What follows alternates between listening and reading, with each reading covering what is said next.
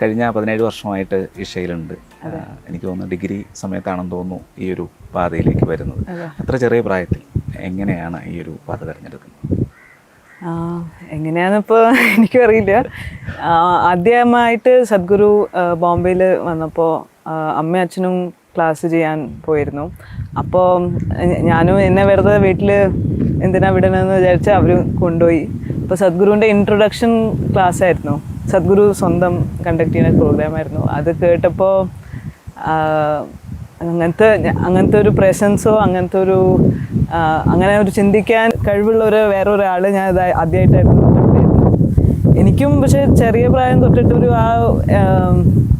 ഇത് മാത്രമാണോ ലൈഫിൽ ഈ സമ്പാദിക്കുക, കല്യാണം കഴിക്കുക, കുട്ടികൾ പിന്നെ മരിച്ചു പോകുക, എത്രയേ ഉള്ളൂ, വേറൊന്നും ഇല്ലേ ലൈഫിൽ നിന്ന് എങ്ങനെയോ ആ ക്വസ്റ്റ്യൻ കുറേ ചെറിയ പ്രായത്തിൽ നിന്ന് ഉണ്ടായിരുന്നു.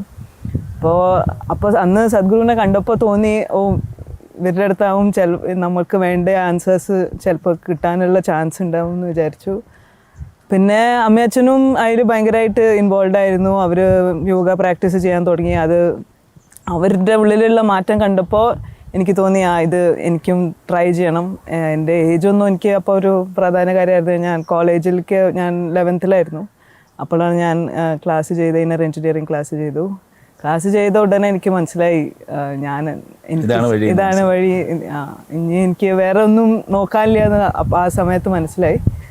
ബട്ട് എങ്ങനെയെങ്കിലും ഞാൻ ആശ്രമിൽ വന്നും പോയിരുന്നു, വേറെ അഡ്വാൻസ് പ്രോഗ്രാംസ് ചെയ്തു, വോളണ്ടിയറിങ് ചെയ്തിരുന്നു. സോ 5 വർഷം ബോംബെയിൽ തന്നെ ഞങ്ങൾ സെൻറ്ററിൽ വോളണ്ടിയർ ചെയ്തിരുന്നു.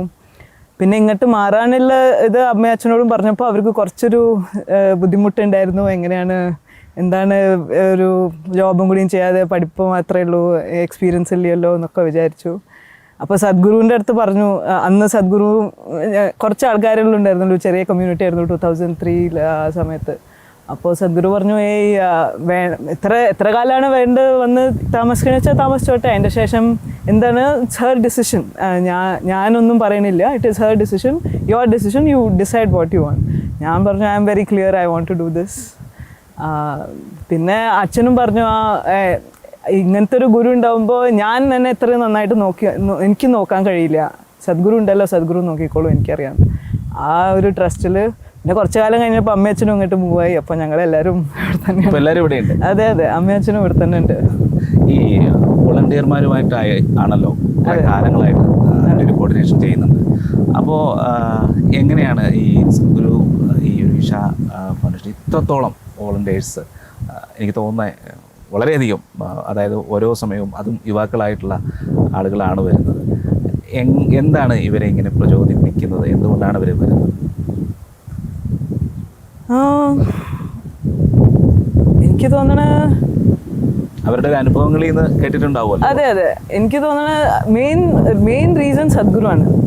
That we can live life in A completely different വേ.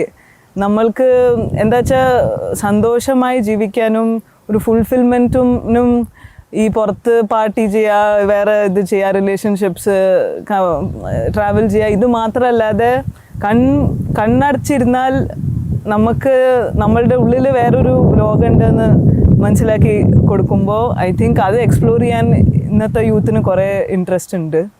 ആ ഒരു റീസൺ ആയിട്ടാണ് വോളണ്ടിയറിങ് ആ ഓപ്പർച്യൂണിറ്റീനെ കുറച്ചും കൂടി ഡീപ്പൻ ചെയ്യാൻ ഹെൽപ്പ് ചെയ്യണു. അപ്പോൾ ഇവിടുത്തെ ആ ഒരു അറ്റ്മോസ്ഫിയർ എല്ലാവരും കൂടെ വരുമ്പോൾ അവർക്ക് വാട്ട് അബൌട്ട് മീ അങ്ങനത്തെ ഒരു തോട്ടില്ല.